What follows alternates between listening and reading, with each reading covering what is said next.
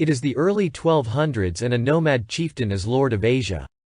In the space of just 20 years, Genghis Khan and the Mongols have come out of the Asian steppes to conquer the largest land area empire in history.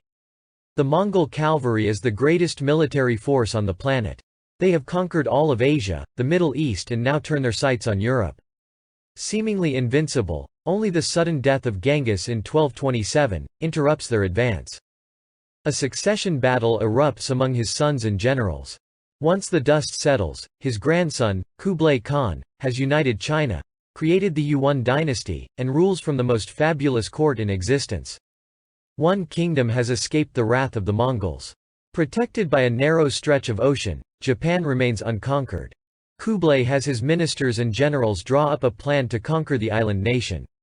They construct a great invasion fleet to carry their armies across the sea to Japan's shores. Once there, they will be unstoppable. But the Japanese may have a protector more powerful than Kublai and all his ships and troops.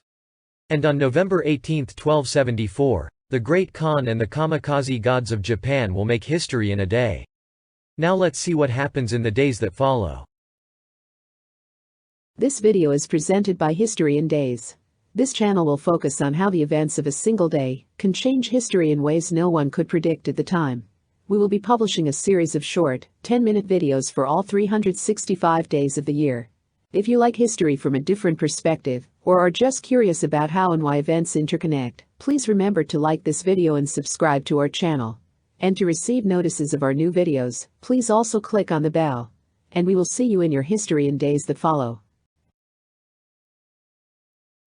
At the beginning of the 13th century, the Asian steppes are a patchwork of warring nomadic tribes. Dominated by China for several centuries, they jostle and contend with each other for primacy, even as China plays them one against the other. One insignificant tribe, loosely known as the Mongols, have been preyed upon by more powerful rivals for their entire history. A major factor of their weakness is the unending infighting between the petty chieftains of their various clans. Then in the early 1200s, one of the chieftains, known as Temujin, uses brilliant generalship and astute diplomacy to create a true Mongol nation.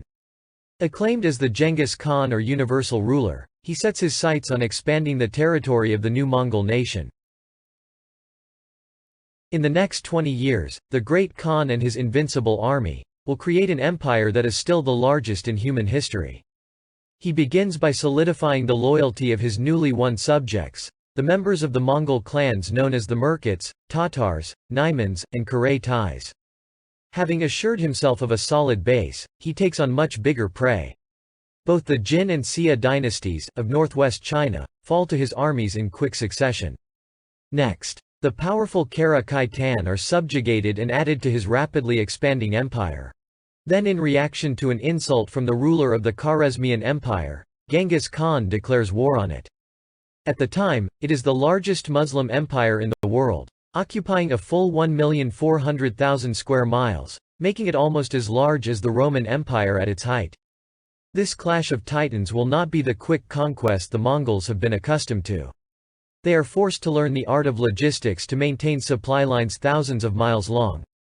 And the Great Khan has learned the art of siege warfare and weaponry, without which he may have met with defeat from this powerful opponent. Basing their defense on heavily fortifying their cities, the Khwarezmian battled the Mongols for 2 years. Finally, in 1221, the capital city Merv falls, and Genghis had prevailed again. The Great Khan, no longer a young man, returns to the Mongolian homeland. But his sons and generals continue the westward advance. Under the leadership of brilliant generals such as Subotai and Jabei as well as the Khan's very competent sons, Ogadai, Hochi, and Chagatai, the Mongol westward advance continues. They impose their will on the areas of Europe we know today as Kievan or Western Rus, Georgia, Crimea, and Volga, and the Baltic kingdoms of Bulgaria.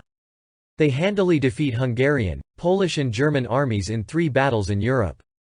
Then, abruptly, the inexorable advance halts. In August 1227, Temujin, the great Genghis Khan, suddenly dies.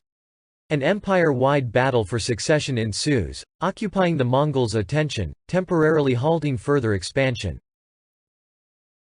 In just 20 short years, from 1207 to 27, the Mongols under Temujin the Genghis Khan's leadership, have conquered an empire of 9.5 million square miles. To put that in perspective, consider for a moment that it took 1,000 years for the Roman Empire to reach its zenith in terms of land area, a relatively paltry 1.7 million square miles. At the time of the death of the Great Khan, the Mongolian Empire measured 9.4 million square miles. In other words, Rome was 1/5 the size of Mongolia under Genghis Khan and his successors. By the late 1200s, the Mongol heirs have sorted out their claims, and are able to turn their attentions outward again. The grandson of Genghis has succeeded in an achievement that eluded even the Great Khan. Kublai Khan has subdued all of China and Korea, and established the Yuan dynasty.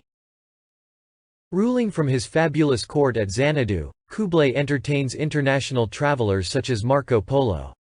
He accumulates unmatched wealth and power from the caravans which carry his empire's Silk Road trade with Europe. He is master of all he sees. Everything, that is, except for one island country, that still dares to defy him.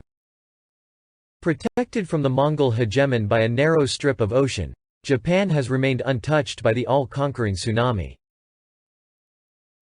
5 times, Kublai has sent emissaries. And 5 times his overtures have been rejected in the most humiliating fashion, by the Japanese samurai rulers. The last time, all that returns is his emissary's head. This insult requires a response from the all-powerful Khan. He directs his counselors to prepare a plan to punish the insolent island. At Kublai's order, to ensure victory, the Mongols build a fleet of 600 vessels and assemble an army of 40,000. Having conquered the Korean peninsula, Kublai is ready to launch his invasion from there in November of 1274. Although Japan has a warrior culture of samurai bushido, they will be outnumbered by at least 4 to 1. No one has been able to stave off a Mongol invasion, much less defeat them when so badly outnumbered. A Mongol victory in Japan is a near certainty.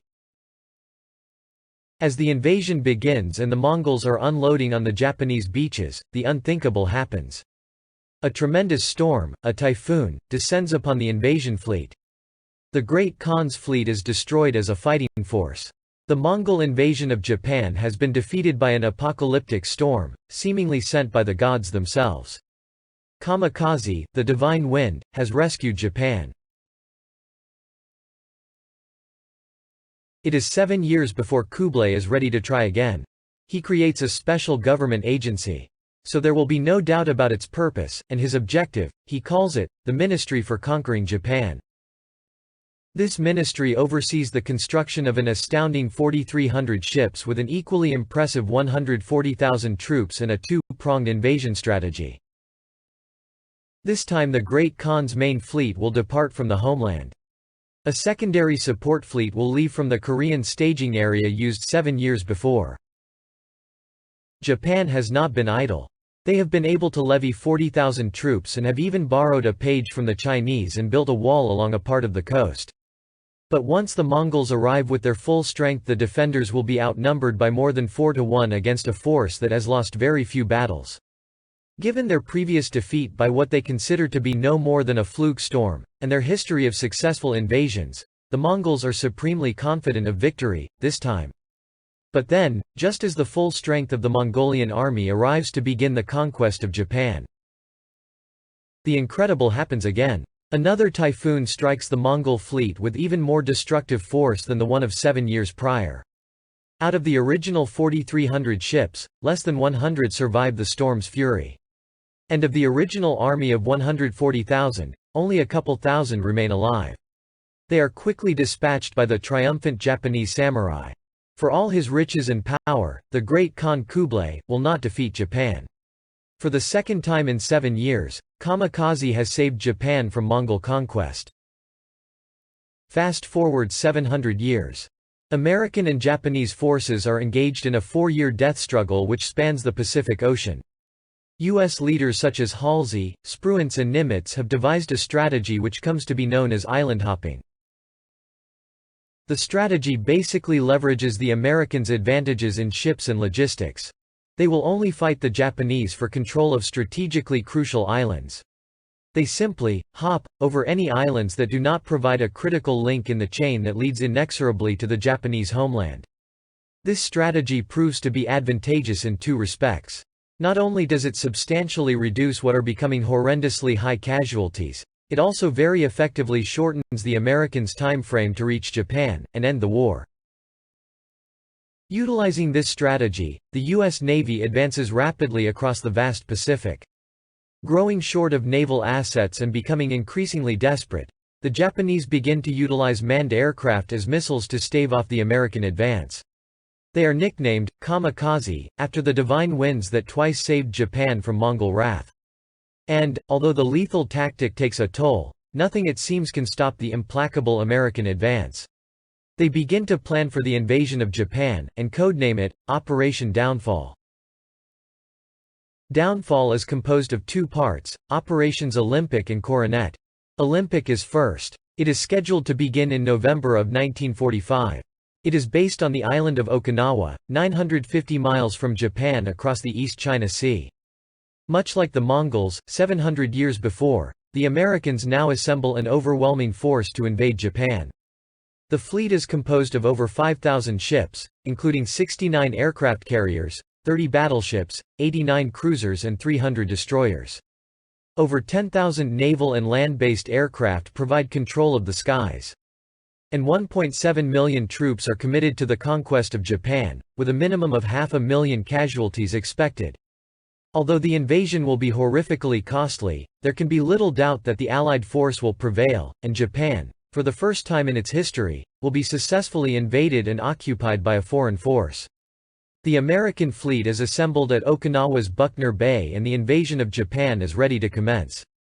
However, the use of 2 atomic bombs induces Japan to surrender and the American troops are spared the horrors of an invasion of the Japanese home islands. On August 15, 1945, World War II mercifully, finally ends. But then the incredible happens for the third time. Almost as if in a fit of anger at being replaced by an upstart imposter, another typhoon, a real kamikaze divine wind, lashes the remnants of the American fleet at Okinawa the very week the invasion was scheduled to happen. Typhoon Louise hits the Americans November 10. She wrecks or damages over 300 ships and all the airplanes left on the base.